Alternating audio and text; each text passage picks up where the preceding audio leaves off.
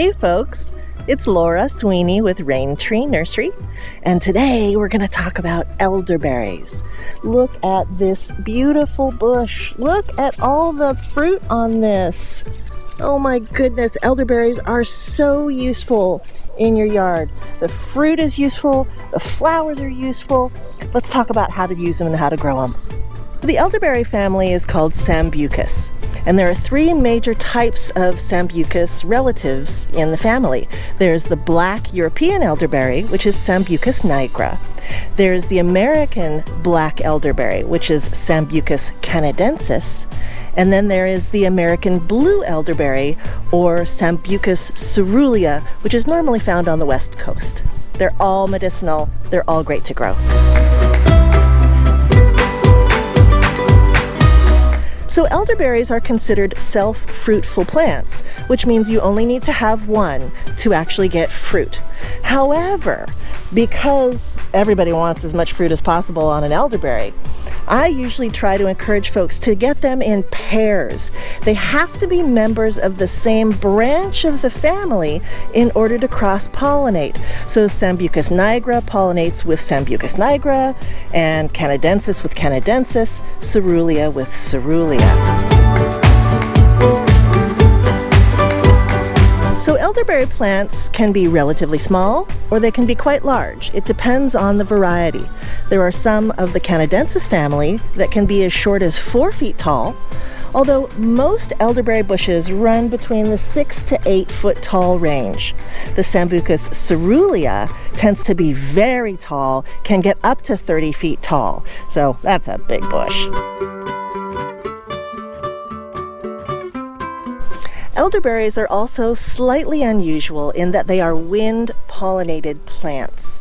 So even if you don't have a lot of bees in your neighborhood, you'll still get regular fruit to harvest because it's the wind that pollinates from one plant to another. You want to make sure to have the plants within 50 feet of each other so the wind can do its job in cross-pollinating.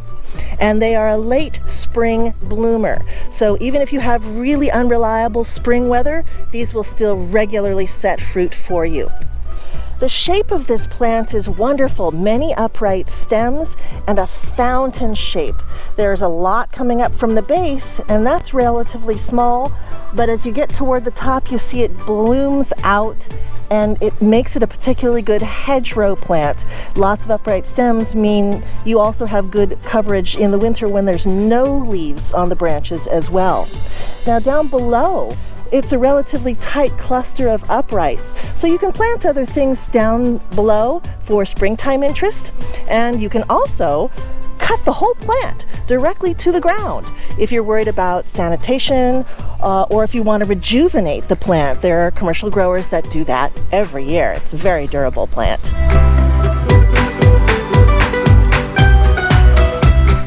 Because elderberries bloom so late in the season, you can also harvest the berries late. We're at the end of summer or the end of the warm season, and these are just starting to get ripe.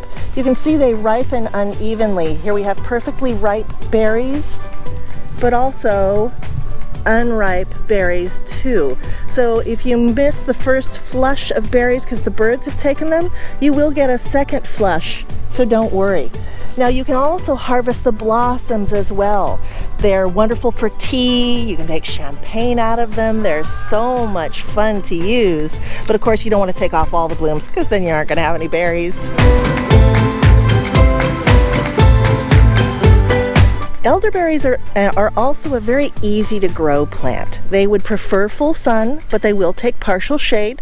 They will also take wet feet, so if you have a wintertime marshy spot that's in the sun, you can definitely put your elderberry there. They usually grow right on the edge, the sunny edge of forested spots. So if you think about how they grow in nature, it'll help you to place them in your garden. Here's another example of a beautiful elderberry bush. This bush has only been in the ground for 3 years, and look at the incredible yield that you're getting on this plant.